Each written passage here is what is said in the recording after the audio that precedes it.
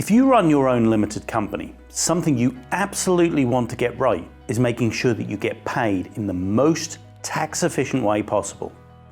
With changes to corporate tax rates this year narrowing the tax benefits of operating as a limited company, it's more important than ever to be sure that you're paying yourself in the most tax efficient way. Get it wrong, and it could be costing you rather than saving you money. In this video, we're going to break down exactly how we recommend you pay yourself from your limited company and give you the confidence that you're minimizing the tax on your pay.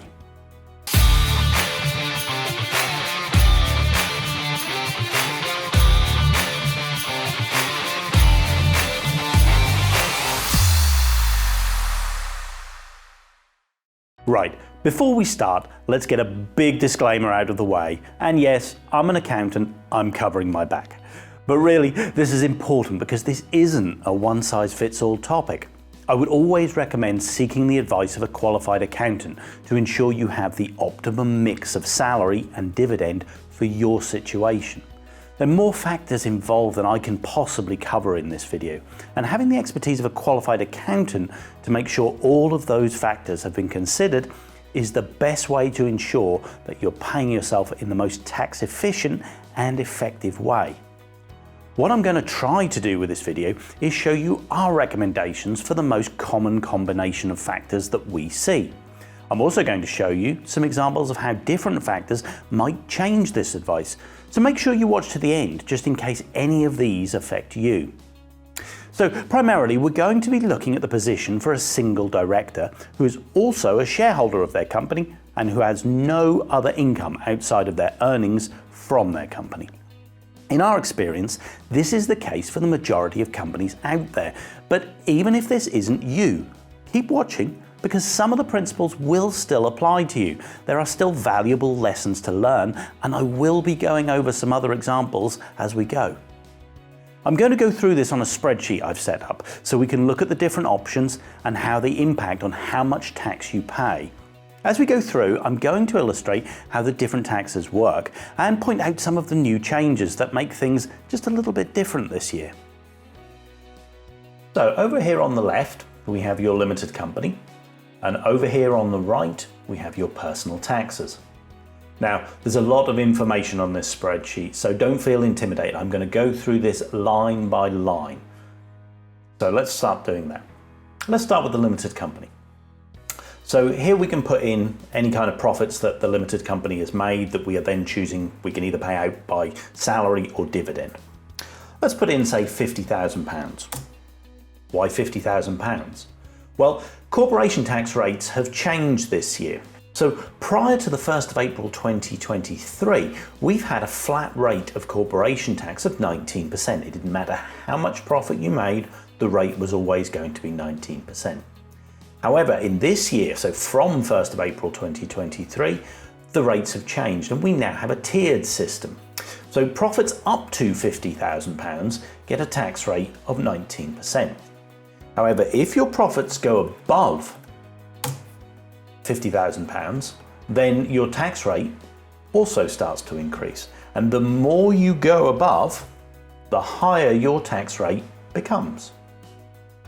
Now that maxes out at £250,000 of profits. And here you can see the corporation tax rate is 25%. If you go higher than this, then the rate stays exactly the same at 25%. Here is where we can put in a salary. So for example, a salary for our director shareholder, let's say £5,000. Put that in, and then over here in the personal taxes, this is the income section, they've earned £5,000. This cell covers employers' national insurance. Now, employers' national insurance is a tax that the company pays on amounts paid to its employees where their earnings are above £9,100 each year. Now this has not been triggered here because we put in a salary of £5,000.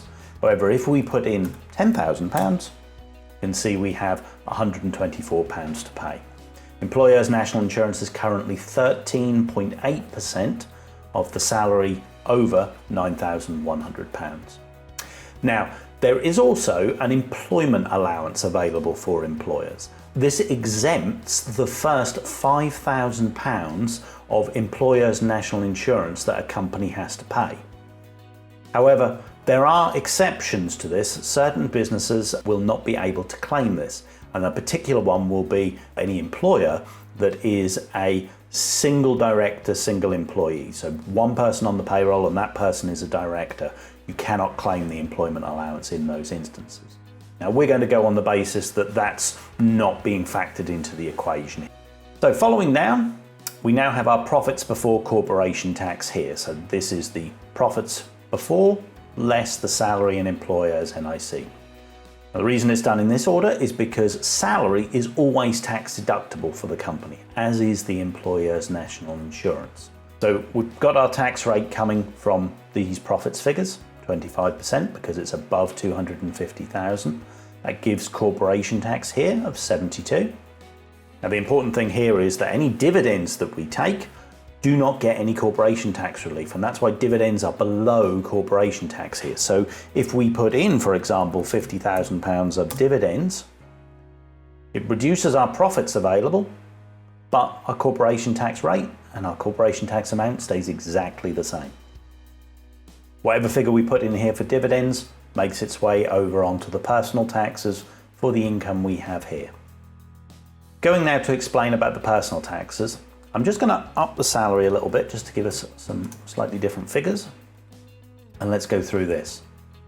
So from our example over here, salary £20,000, dividends £50,000. So our total income that we've got from the company is £70,000. Now everyone gets a personal allowance. So £12,570 of the income is going to be tax-free. So our taxable income is actually the difference between these two figures. So in this instance, £57,500. This figure here, the taxable income, this is what's taxed. The first thing that gets taxed is salary.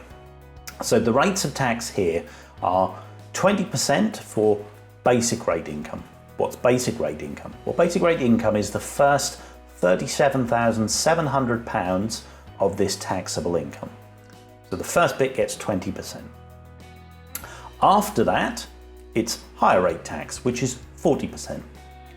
What gets 40% taxed? Well, the higher rate is the next £87,440 of income.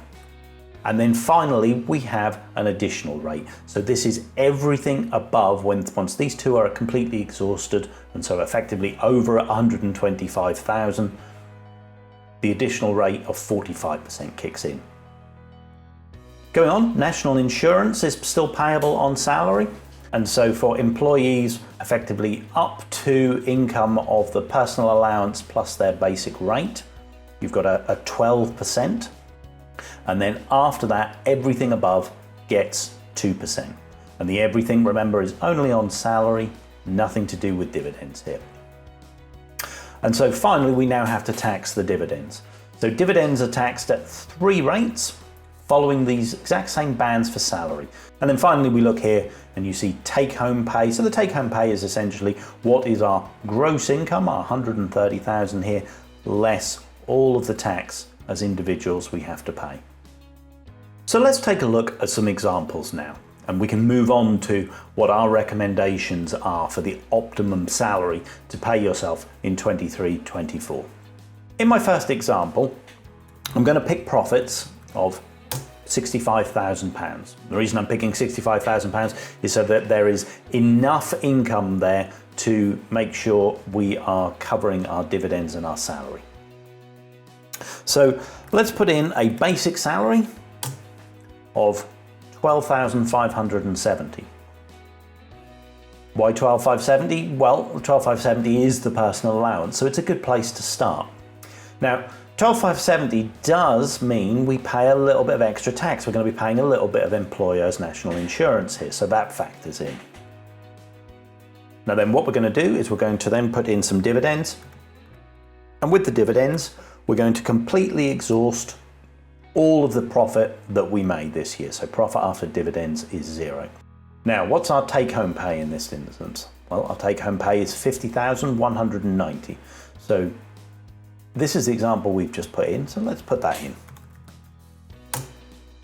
But when you look at this, you think, well, okay, we've actually got some employers' national insurance being paid here. Could we not pay that and increase our dividends a bit and drop our salary? Would that help?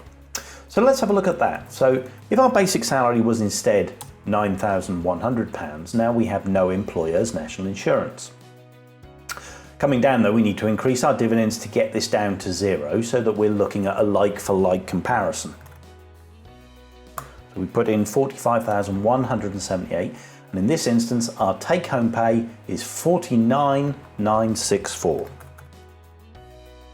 So as you can see, dropping that salary down to that 9,100 in this case gives us a lower take-home pay. So 12,570 is still the best bet. Look at our third example now. Okay, so we know that going below 12,570 is going to give us a worse take-home pay. How about if we went up a little bit? So rather than 12,570 as our salary, how about 14,000?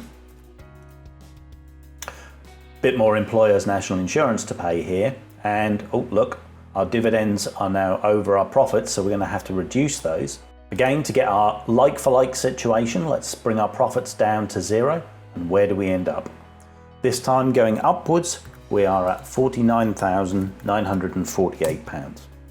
So here you can see in this example, the take-home pay of £50,190 is the best, and that's based on a salary of £12,570 and taking the remainder as dividends.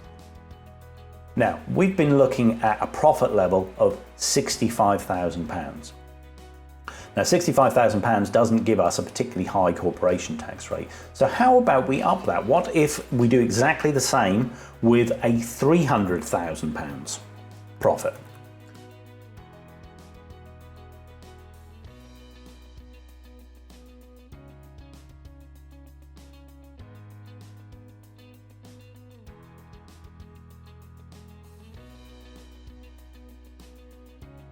And so it is the case that the best salary and our recommendation for the salary in this example that you should be paying yourself, the optimum salary, is £12,570, and then taking the remainder of your income by way of dividend.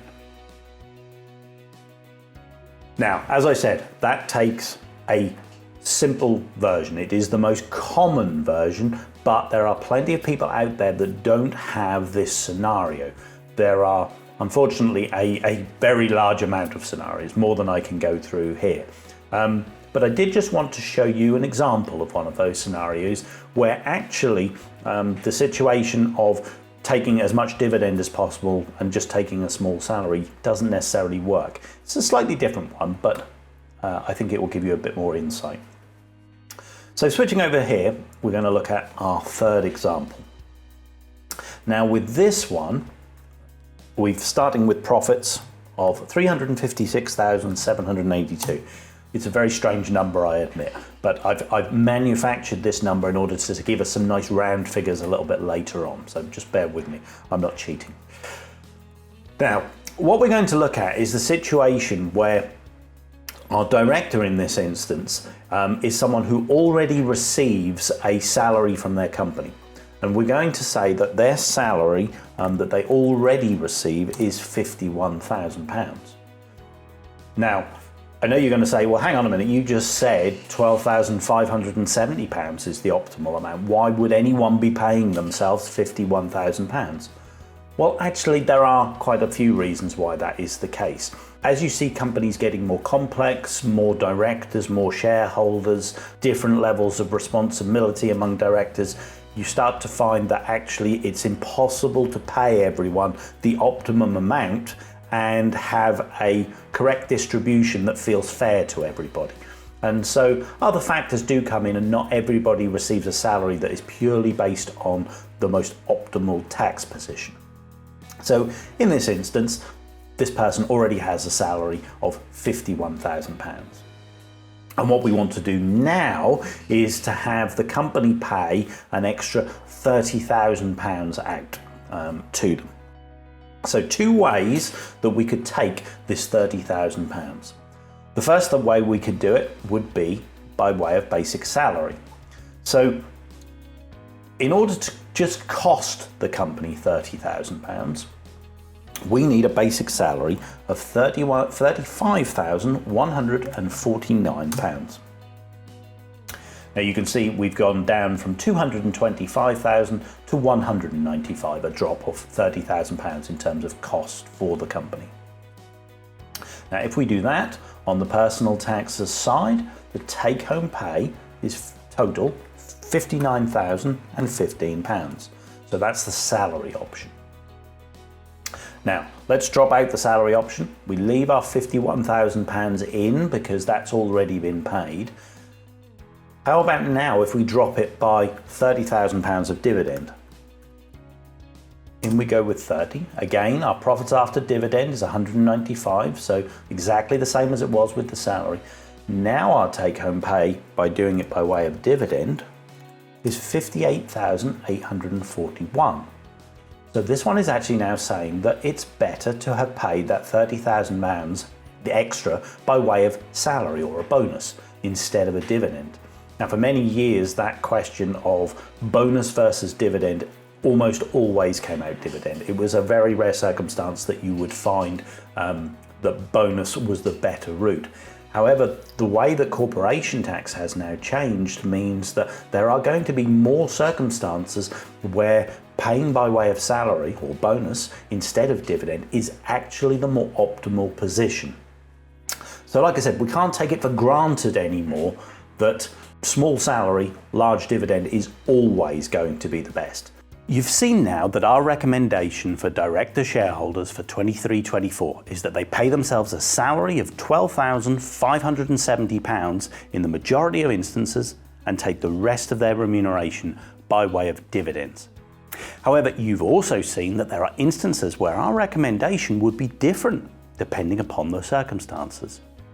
There are also a lot of factors we haven't discussed that would just make this video impractically long, which as accountants, we take into consideration when deciding the optimal mix of salary and dividends. To name a few, the age of the director, the involvement of a spouse in the business, the level of funds they actually want to draw from the business each year. I can't stress enough the importance of getting advice on the best mix of salary and dividend from a qualified accountant. At Cunningham's, this is something we're frequently looking at for our clients. Annually, of course, and if and when needs or circumstances change throughout the year. If you'd like us to do a complete review of your remuneration package for you, check the link in the description below for our inquiry form and we'd be happy to take a look. Making sure you're paying yourself optimally and meeting your needs is a key element in ensuring that your business is set up to benefit you in the best possible way. And sometimes just one thing is all it takes. See you on the next one.